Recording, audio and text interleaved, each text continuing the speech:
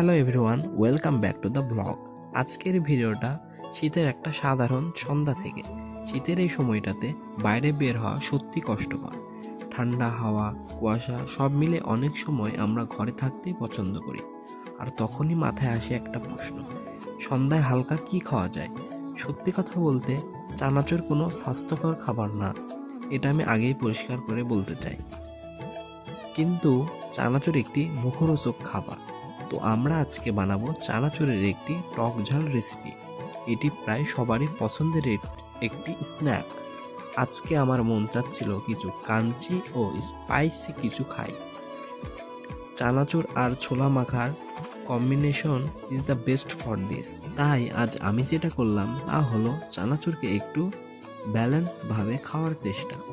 আমি নিলাম অল্প পরিমাণ চানাচুর, তার সাথে দিলাম কাটা পেঁয়াজ, কিছু কাঁচা মরিচ আর সবচেয়ে গুরুত্বপূর্ণ সিদ্ধ ছোলা। এই ছোলার জন্য এটা শুধু চানাচুর থাকলো না, একটু প্রোটিন আর ফাইবারও যোগ হলো। এটা এখনও স্বাস্থ্যকর খাবার হয়ে যায়নি, কিন্তু এটা অবশ্যই বাইরের তেল চপচপে স্ন্যাকের চেয়ে একটু ভালো অপশন।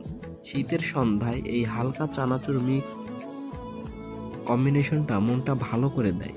আমাদের সব সময় পারফেক্ট খেতে হবে এমন কোনো নিয়ম নেই, কিন্তু আমরা চাইলে খারাপ অপশনকে একটু ভালো করার চেষ্টা করতে পারি।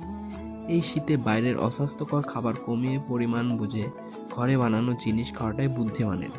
কারণ ভালো থাকা মানে নিজের বুঝে চলা। ভিডিওটি যদি ভালো লেগে থাকে একটা লাইক দিন।